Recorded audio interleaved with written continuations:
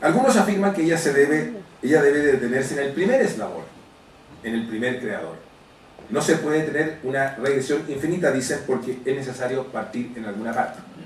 ¿Es eso así? ¿No es acaso el infinito una noción posible? ¿Hay una necesidad lógica que obligue a ello? No la veo. Más aún, ese creador, ¿cuánto tiempo ha estado existiendo antes de crear el universo? ¿Un tiempo limitado? ¿Y antes qué pasaba? ¿Un tiempo infinito? Entonces, ¿sí se admiten ciertos infinitos? Me parece que todas esas elucubraciones son muy confusas. Volveré sobre ellas al final cuando me refiero al verbo creer.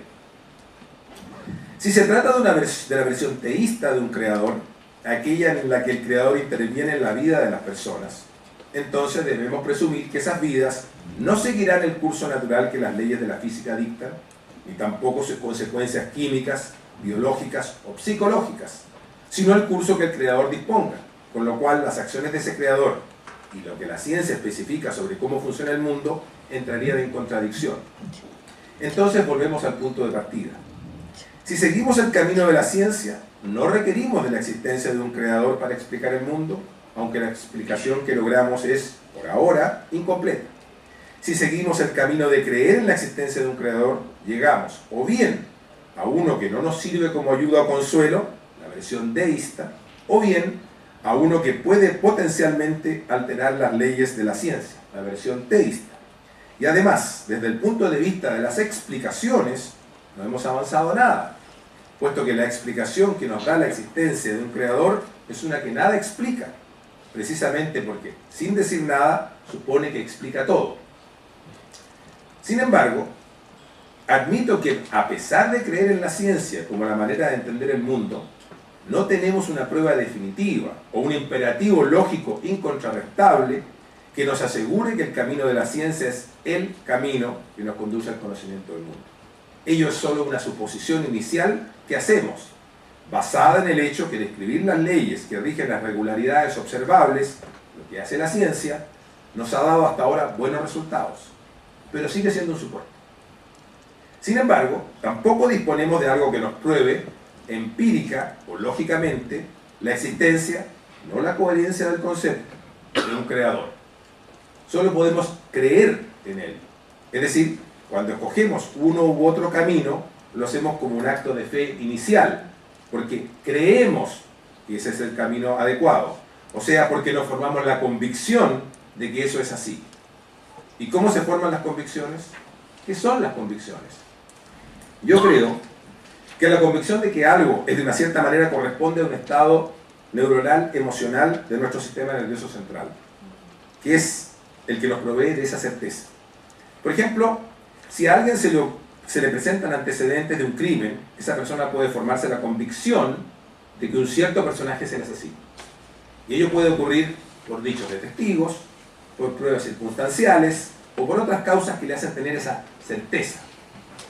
Ello no se basa en una prueba lógico-matemática, independiente de nuestro sistema de interpretación de la realidad, sino que corresponde a una afirmación interna, apoyada en nuestro circuitaje neuronal, que nos insta a creer y a actuar sobre esa base. Nuestro sistema nervioso central está permanentemente construyendo esquemas explicativos de la realidad, fundamentales para establecer nuestras conductas. Lo tenían nuestros antepasados, cazadores, recolectores, para poder ganarse la vida.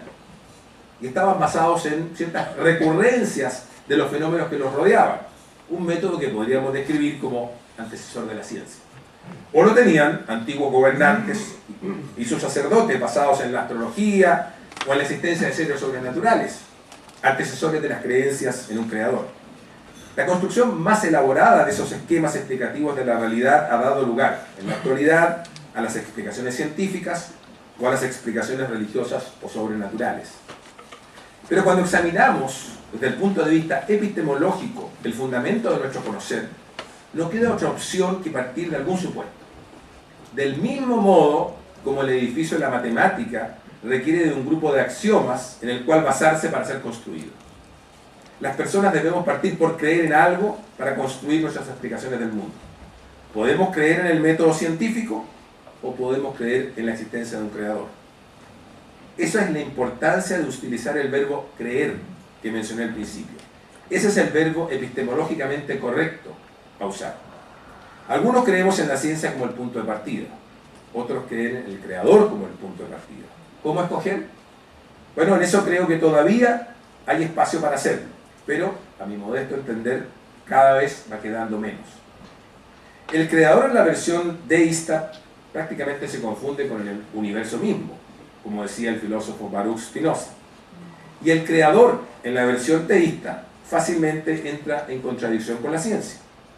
Yo soy, bueno, voy a repetirlo, de los primeros, de los que creen la ciencia sin creador. Pero tengo respeto por los segundos, por los que creen en un creador, siempre y cuando ese respeto sea recíproco.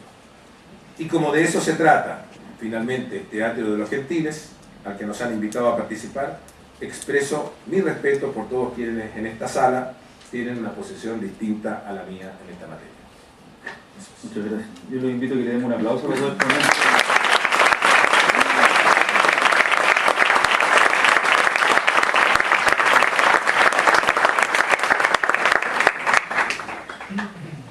Sin ánimo de hacer un resumen, porque sería, gracias, van llegando ya las preguntas, sería imposible, digamos, también da, no solo es complejo el concepto de vida y la reflexión acerca de su origen, sino que también resumir las hipótesis que ustedes,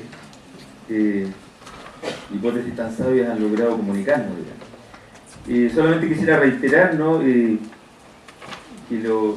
que hay bastante acuerdo, me parece ver a mí, aunque hay varias preguntas que son distintas, ¿no?, en ambos expositores, pero hay bastante acuerdo en lo que se referiría a la tercera pregunta que se plantea Rafael acerca del cómo, ¿no?, acerca de la complejidad del origen de la vida y de la vida misma, que se podría teorizar, decía él, que el organismo más simple podría consistir en un polímero que se autocopia y que copia además a otro polímero involucrado en la síntesis de los lípidos de la membrana que confina al sistema autopoyético. Ahí quizás lo pueden explicar un poquito más, digamos. Pero me llama la atención que hay más preguntas en Rafael, ¿no?, cuando dice, por ejemplo, ¿consideraríamos que posee vida un RNA capaz de hacer copias de sí mismo? O bien, ¿podríamos decir que un sistema de reacciones químicas sustentado en alguna fuente de energía externa y carente de polímeros informacionales está vivo, aunque crezca y evolucione hacia otros sistemas más elaborados?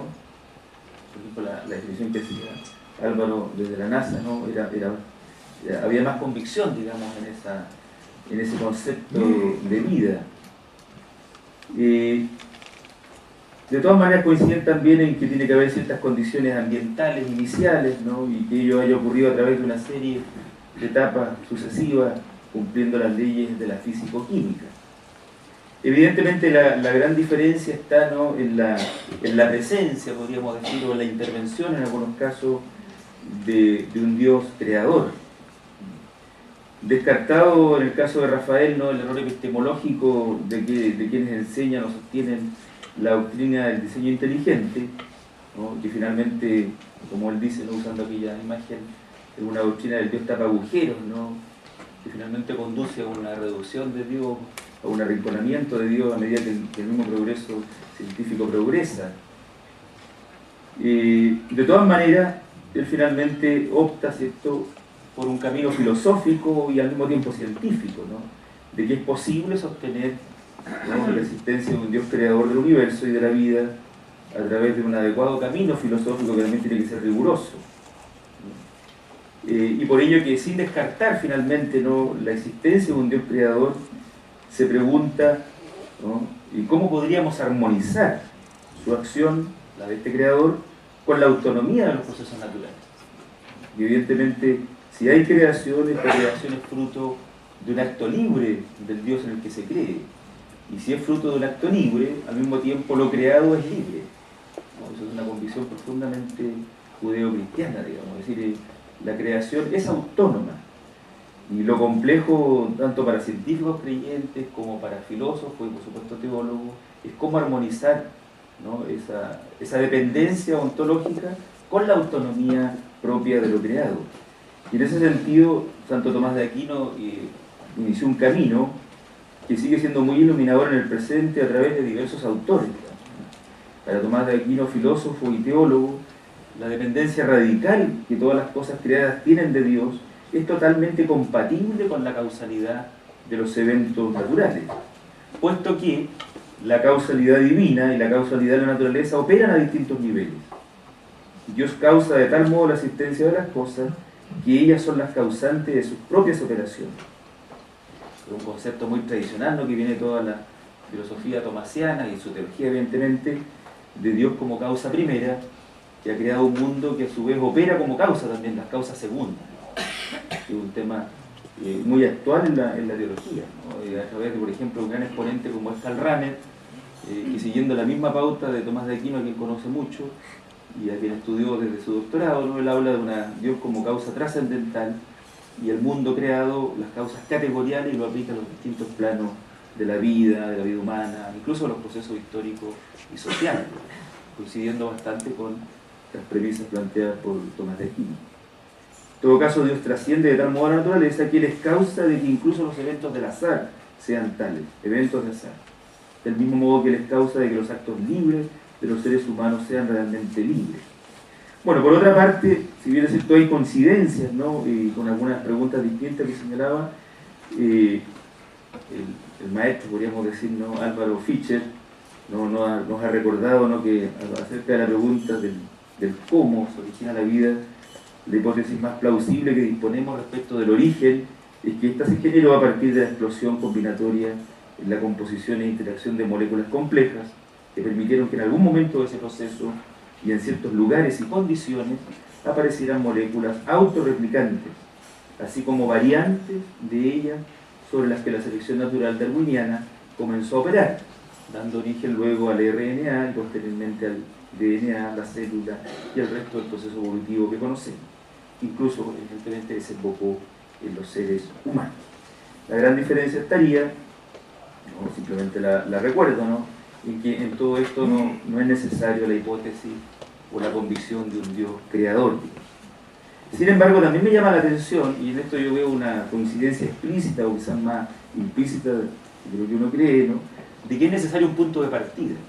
Así como la ciencia tiene un supuesto, ¿no?, y se confía en ella y que a partir de ella se puede reconstruir el proceso a través de hipótesis que se van corrigiendo hasta cierto sentido, hasta el infinito también, ¿no?, porque seguimos abiertos a nuevos descubrimientos. Las cadenas causales complejas todavía no están demostradas, y él nos dice que no se van a demostrar, quizás nunca. Entonces, de alguna manera hay un camino abierto, infinito también. Es decir, la ciencia también está abierta a lo infinito. Sin embargo, tiene un punto de partida, y es necesario ese punto de partida.